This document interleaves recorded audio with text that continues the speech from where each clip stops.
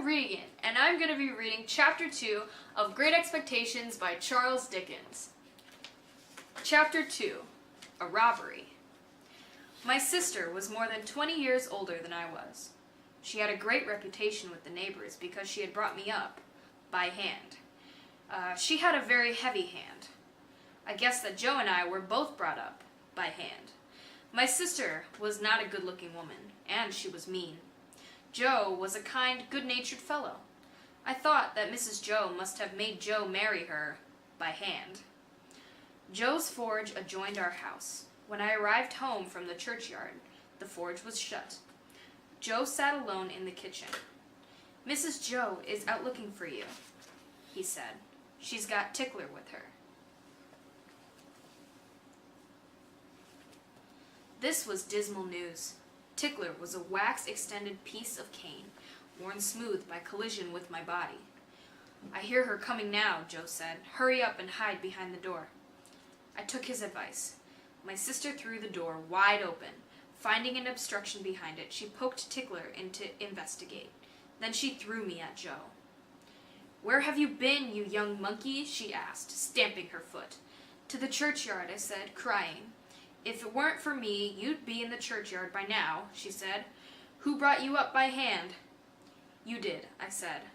"Why I did it, I don't know," she said. "It's bad enough to be a blacksmith's wife without having to be your mother."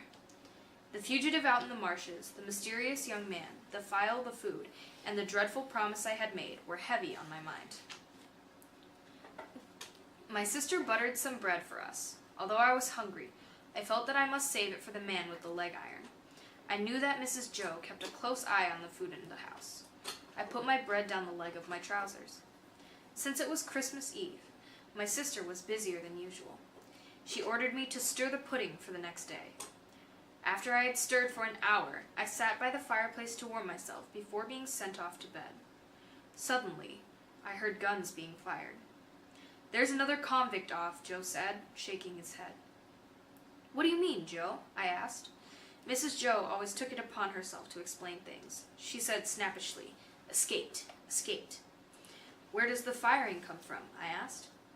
Joe tried to save me by mouthing me the answer, but I could not tell what he was saying. So I asked her again. "From the hulks," she snapped. "And what's the hulks?" I asked. "Answer one question, and he'll ask you a dozen more," my sister huffed. "Hulks are the prison ships right across the marshes." Mrs. Joe hit me on the side of my head with her thimble.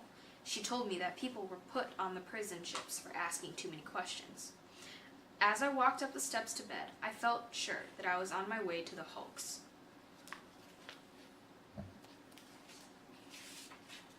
I had begun by asking questions, and I soon was going to rob Mrs. Joe. I was in mortal terror of the man with the bound leg. I was in mortal terror of the promise I had made. I had no hope. Very early the next morning, I went downstairs. The pantry was well stocked.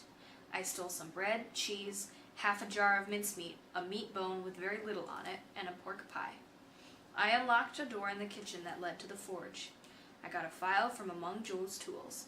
Then I ran for the misty marshes.